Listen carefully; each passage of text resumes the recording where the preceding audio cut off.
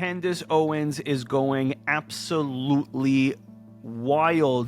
And I really wish the Jewish community had listened to me on that, because it seems that the overusage of the term anti-Semitism is leading us to a place that we should discuss. In her disgusting anti-Jewish, anti-Semitic, anti-normalcy. And I have here Pastor Greg Locke, and I wanted to invite you on, Mr. Locke, to educate us from a pastor's perspective on what exactly is going on here. So I'm just going to let you take it away. Go for it. Yeah, absolutely. Thanks for having me. I really appreciate it.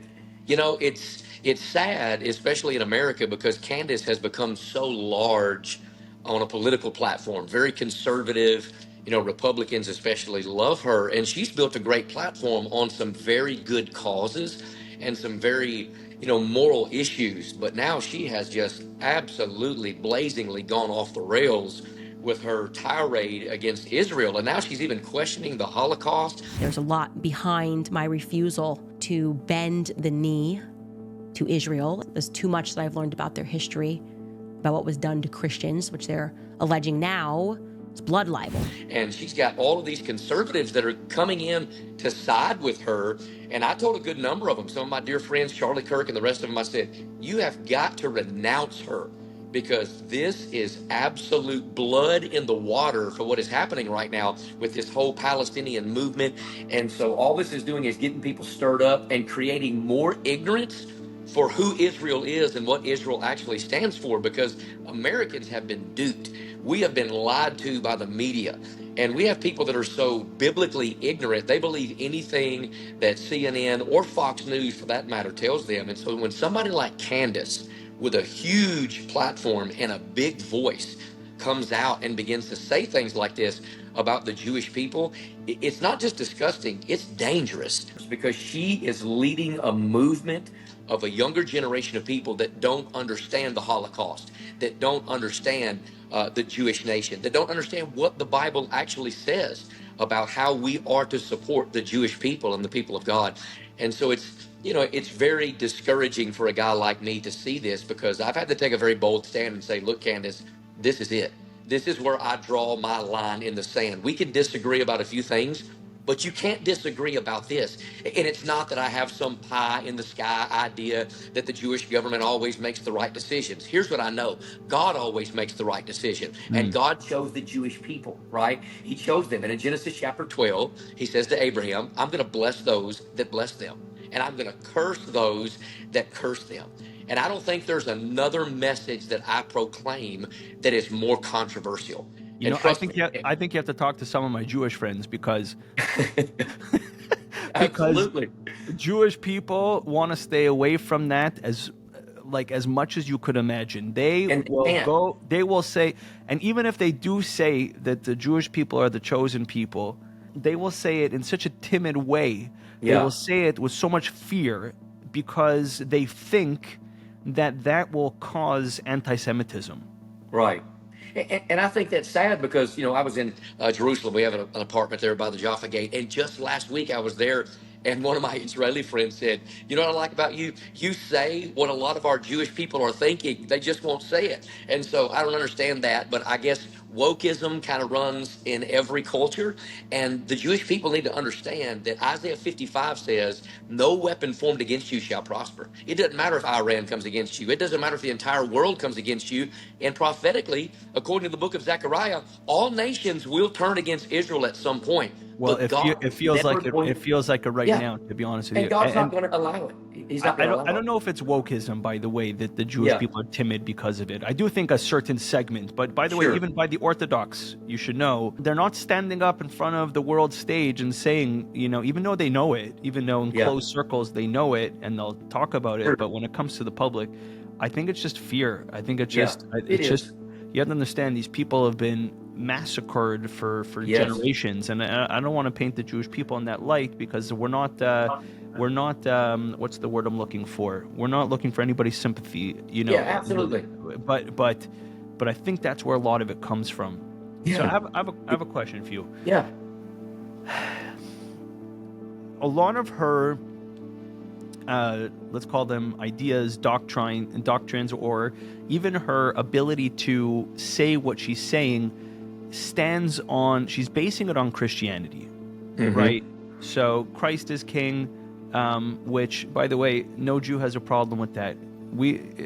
I'll talk from my own perspective. I don't know about other Jews. I'll talk from, when people write Christ as king, write whatever you want.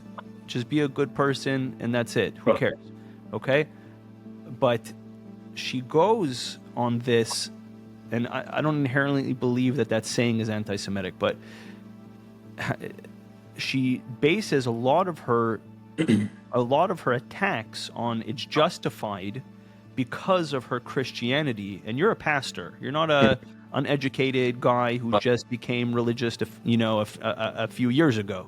This is your profession. How is she making that connection? I put on Twitter a few days ago, I said, I don't understand how a Christian woman could chastise Jewish people when her, let's call him, leader, was Jewish himself.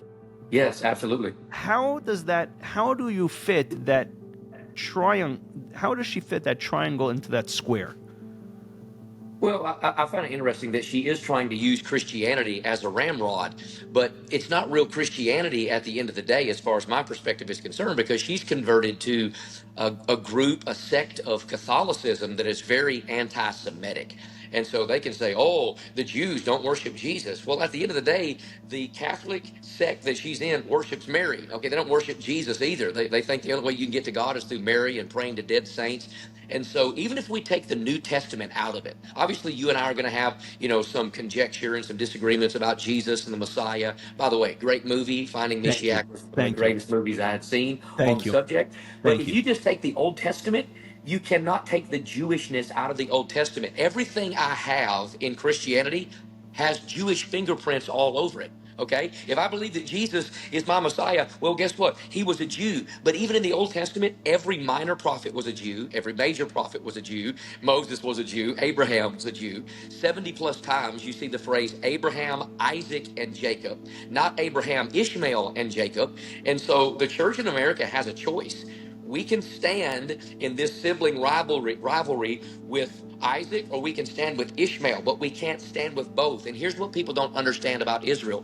Israel has made room at the table for Ishmael, but Ishmael does not make room at the table for Israel, right? Does that make sense? I go to Israel and I see bring that down into colloquial terms so people understand what you just said. Yeah, I bring that down to the point that I go to Israel and I see Palestinians that are able to be bussed into Jerusalem to work, but you won't see any Jewish people bust into Palestinian areas to work, right? We think that the Jewish people are the aggressors.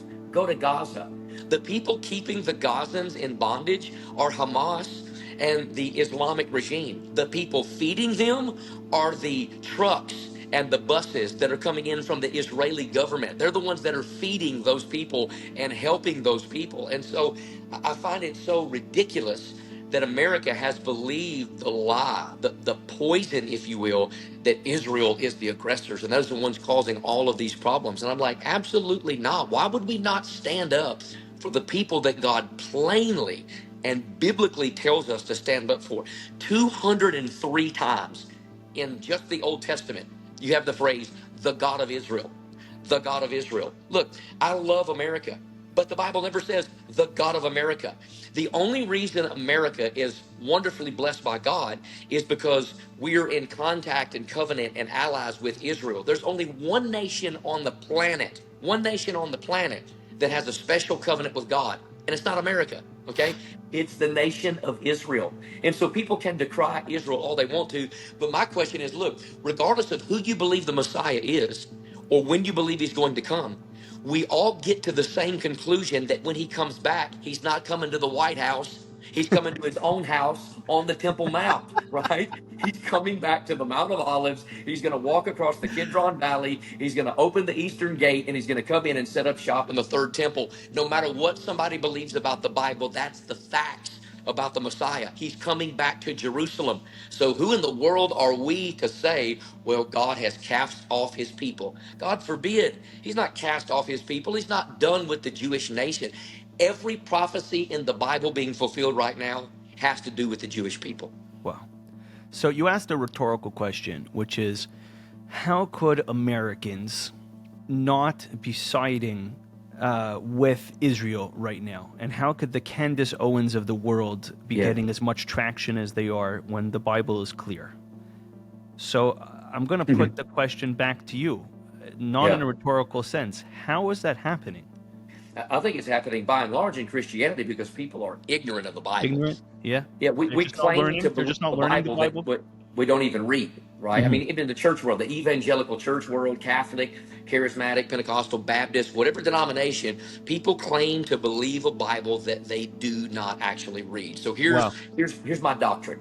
The only parts of the Bible you really believe are the parts of the Bible you really behave, right? Because your belief system will affect your behavior system. So if you're not behaving correctly, it's because you're not believing correctly. And the American church is far too American and not enough church. We don't believe the Bible that we say we believe.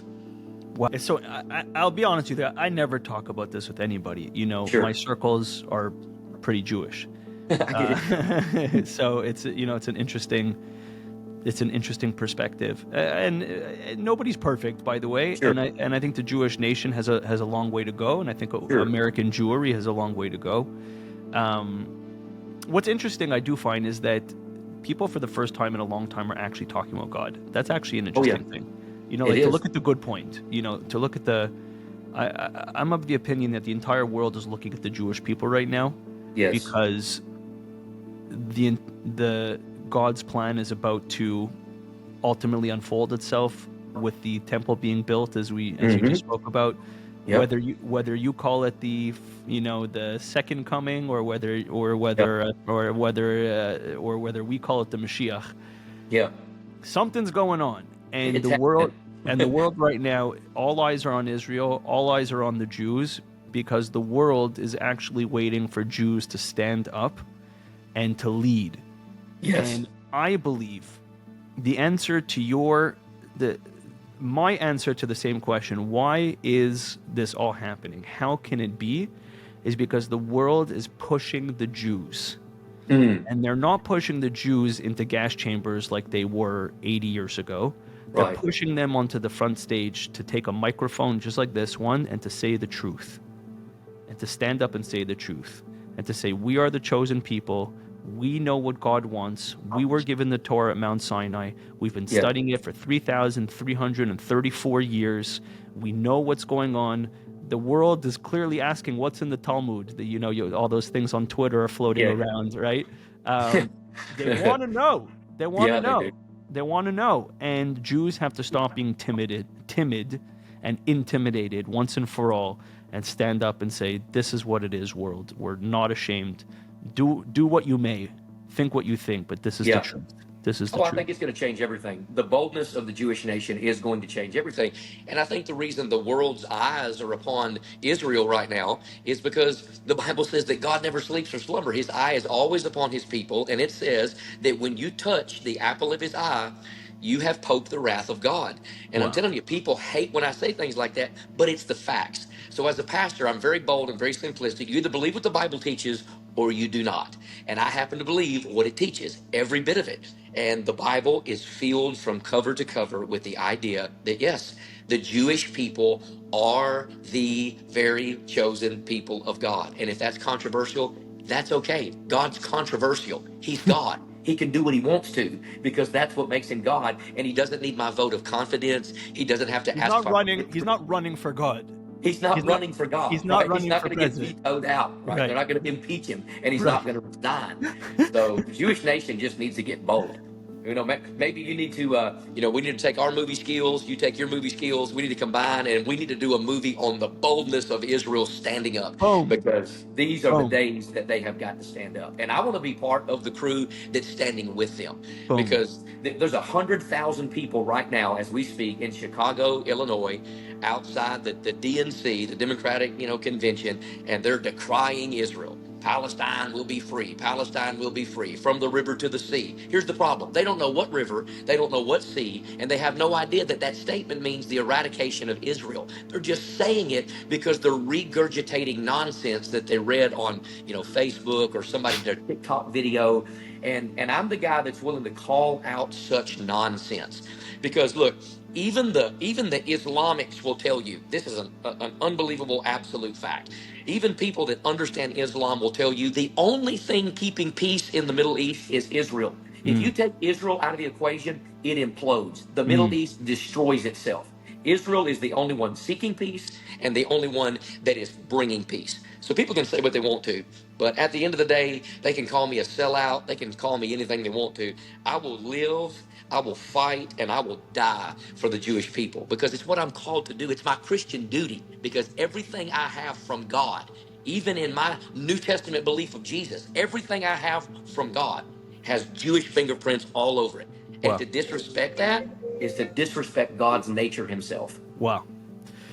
This has been incredibly refreshing. We're out of time for today's show. I want to just pose one last question in closing, which is, if Candace Owens is listening, what is one message that you would give to her?